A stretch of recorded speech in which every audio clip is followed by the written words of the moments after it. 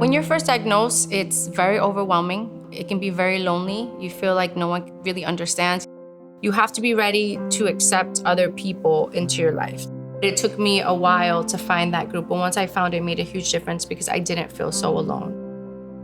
When I was diagnosed with metastatic breast cancer, I had initially been diagnosed stage 3 in 2016, and it wasn't until I finished chemo that they had realized that the cancer had already spread to my spine, and I was re-diagnosed only about 6 months later. So I had to feel everything all over again, the anger, the sadness, the fear of being a young mom and having 2 little boys and dying. It's important to find a good group of individuals that can relate to your situation. They can support you in a way that only they could understand and not judge you.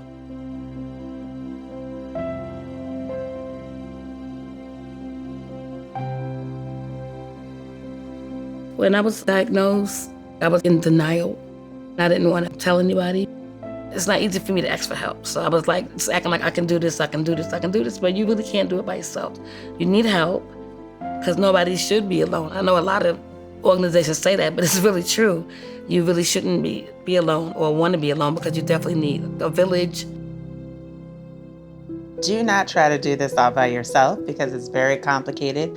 It's a lot of information. In the same way that you're overwhelmed, your family, your caregivers, even oncologists are overwhelmed. I feel like I'm doing so well because I learned about living beyond breast cancer 3 months after I was diagnosed.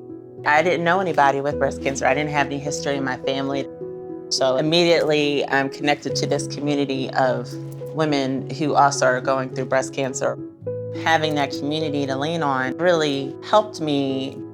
When I was first diagnosed, a colleague that had previously been treated for breast cancer reached out to me. She gave me this 2-page list of what to eat after chemo and what creams to use for radiation, all these things. So then when the next person at work was diagnosed, I called them, right? Mm-hmm. And so it became this you pay it forward, and before you know it, there's 50 women in our club. No one can give you that advice unless you've been through it. And that was some of the most valuable support that I had. People that I didn't even really know that well.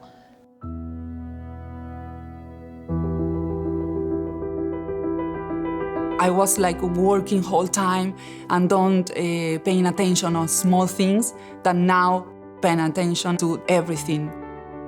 Being with your family, being on vacations, helping kids with the homework or being outside.